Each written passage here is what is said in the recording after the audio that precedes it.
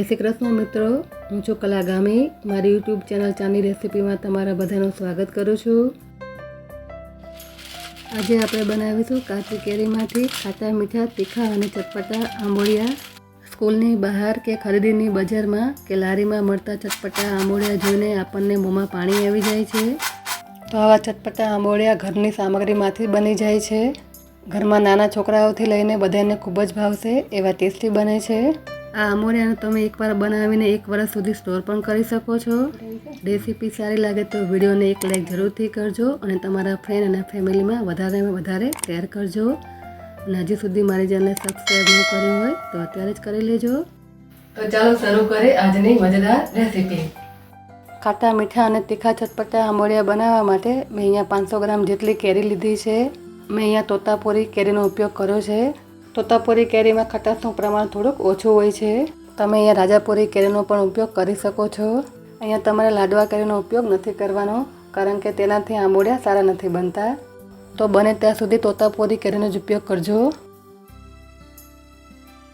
તો સૌથી પહેલાં આપણે કેરીને ચોખ્ખા પાણીથી હાથેથી આવી રીતે ઘસીને ધોઈ લઈશું, જેથી કેરી ઉપર થોડી ચીકાશ અને માટીનો ભાગ હોય તો તે નીકળી જાય. તો આવી જ રીતે આપણે બંને કેરીને હાથેથી સારી રીતે ઘસીને પાણીથી ધોઈ લઈશું.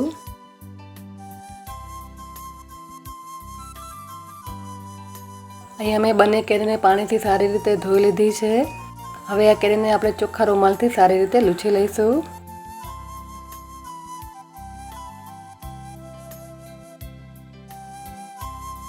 હવે છરીની મદદથી કેરીના ઉપરના અને નીચેના ડેટિયાના ભાગને કટ કરી લઈશું. હવે આપણે પિલરની મદદથી કેરીની છાલને સારી રીતે ઘાટી લઈશું. છાલ ઘાટતી વખતે કેરીમાં જરા પણ ગ્રીન ભાગ ન રહે તે વાતનું ખાસ ધ્યાન રાખજો.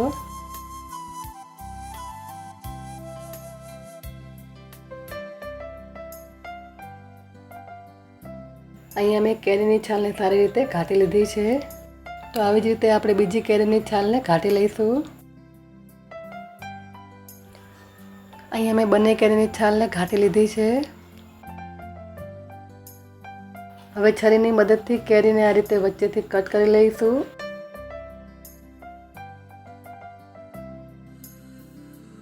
હવે જે આ ગોટલીનો ભાગ છે એને પણ આપણે ઘાટી લઈશું.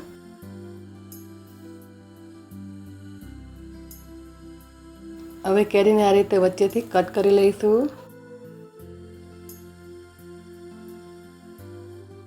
પછી આ રીતની થોડીક જાડી લાંબી ચિપ્સમાં કટ કરી લઈશું. અહીંયા જે ગોટલીનો કડક છાલ છે તેને પણ આપણે ઘાટી લઈશું. અહીંયા આપણી કેરીની ચિપ્સને બહુ પાતળી પણ કટ નથી કરવાની અને બહુ જાડી પણ કટ નથી કરવાની. જો તમે બહુ પાતળી ચિપ્સ કરશો તો આંબોળિયા બહુ પાતળા થઈ જશે સુકાયા પછી. તો આ રીતે જ કટ કરવાની, બહુ જાડી પણ નહીં અને બહુ પાતળી પણ નહીં. આ રીતની થોડીક મીડિયમ સાઇઝની જ કટ કરીશું. આ રીતે આપણે બંને કેરીને લાંબી ચિપ્સમાં કટ કરી લઈશું. અહીંયા મેં બંને કેરીને લાંબી ચિપ્સમાં કટ કરી લીધી છે. હવે આપણે કટ કરેલી કેરીની ચિપ્સને એક થાળીમાં લઈ લઈશું. અહીંયા કેરીની ખટાશને આપણે થોડીક દૂર કરવાની છે, તો તેના માટે આપણે 1 ચમચી હળદર પાવડર એડ કરી દઈશું અને 1 ચમચી જેટલું મીઠું એડ કરી દઈશું. અને હવે હાથેથી કેરીની ચિપ્સને હળદર અને મીઠાથી સારી રીતે કોટ કરી લઈશું. તો આંબોળિયા બનાવતી વખતે આ સ્ટેપ બહુ જરૂરી છે. હળદર અને મીઠાથી કોટ કરવાથી કેરીમાં રહેલો બધો વધારાનું પાણી નીકળી જાય છે, સાથે કેરીની ખટાશ પણ થોડીક ઓછી થઈ જાય છે. તો અહીંયા મેં કેરીની બધી ચિપ્સને હળદર અને મીઠાથી કોટ કરી લીધી છે. હવે આને ચોખ્ખા કપડાથી ઢાંકીને 4 કલાક માટે આમને આમ જ રહેવા દેશું.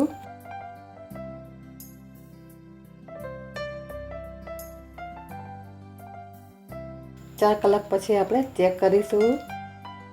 અહીંયા હળદર અને મીઠાને લીધે કેરીની ચિપ્સનું વધારાનું બધું પાણી નીકળી પણ ગયું છે, સાથે કેરીની ખટાશ પણ ઓછી થઈ ગઈ છે.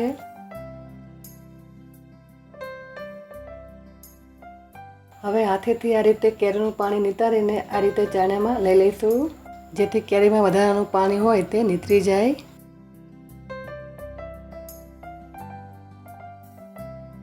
હવે ચાળણીમાં આ રીતે ચિપ્સને પોળી કરી દઈશું. હવે આને પંખા નીચે 1 કલાક માટે રહેવા દેશું, જેથી કેરીની ચિપ્સ થોડીક ડ્રાય થઈ જાય. અહીંયા આપણે ચિપ્સને વધારે ડ્રાય નથી કરવાની, થોડીક ભીની જ રાખવાની છે, તો જ આપણે કેરીની ચિપ્સને મસાલાથી સારી રીતે કોટ કરી શકીશું. આ પાણીને આપણે એક વાટકીમાં લઈ લઈશું. આ ખાટા પાણીનો ઉપયોગ તમે ચણા અને મેથીનું અથાણું બનાવો એમાં પણ તમે ઉપયોગ કરી શકો છો. આપણી કેરીની ચિપ્સ કોરી થાય છે ત્યાં સુધી આપણે આંબોળીઓમાં એડ કરવાનો સ્પેશિયલ મસાલો બનાવી લઈએ. સ્પેશિયલ મસાલો બનાવવા માટે મેં અહીંયા એક બાઉલ લઈ લીધું છે અને આ બાઉલમાં 1 ચમચી જેટલો કાળા મરીનો પાવડર, 1 ચમચી જેટલો શેકેલા જીરાનો પાવડર, 1 ચમચી જેટલો સંચર પાવડર એડ કરી દઈશું. સંચર પાવડર એડ કરવાથી આંબોળી એકદમ સરસ લાગે છે. ત્યારબાદ આંબોળીને થોડા તીખા બનાવવા માટે 1.5 ચમચી જેટલું લાલ કાશ્મીરી મરચું એડ કરી દઈશું. મેં અહીંયા કાશ્મીરી લાલ મરચાં પાવડરનો ઉપયોગ કર્યો છે જેથી આંબોળિયાનો કલર એકદમ સરસ દેખાશે. 1/2 ચમચી જેટલું મીઠું એડ કરીશું. અહીંયા આપણે કેરીને આપતી વખતે મીઠું એડ કર્યું છે એટલે અત્યારે ધ્યાન રાખીને મીઠું એડ કરવું. હવે આપણે કેરીની ખટાશને બેલેન્સ કરવા માટે 4 મોટી ચમચી જેટલી દળેલી ખાંડને એડ કરી દઈશું.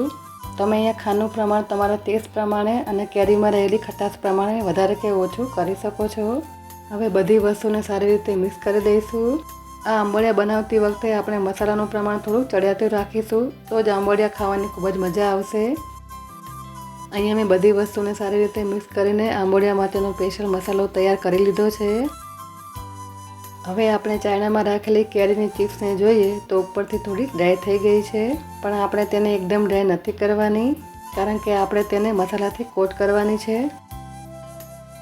હવે આ કેરીની ચિપ્સને આપણે એક થાળીમાં લઈ લઈશું.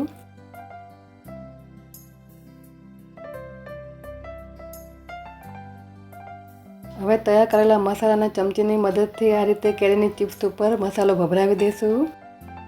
હવે હાથની મદદથી મસાલાને કેરીની ચિપ્સ સાથે એકદમ સારી રીતે કોટ કરી લઈશું.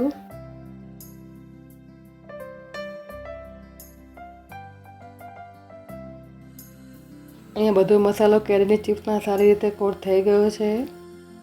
તો અહીંયા કેરીની ચિપ્સનો મસાલો સારી રીતે ભળી જાય પછી આપણે મસાલા સાથે કેરીની ચિપ્સને નથી રહેવા દેવાની, નહીંતર ખાંડ ઓગળીને પાણી થઈ જશે. હવે કેરીની ચિપ્સને સુકવવા માટે આપણે થાળીમાં લઈ લઈશું. ચિપ્સને આ રીતે થાળીમાં થોડી થોડી જગ્યા રાખીને સરસ રીતે છૂટી છૂટી ગોઠવી દઈશું.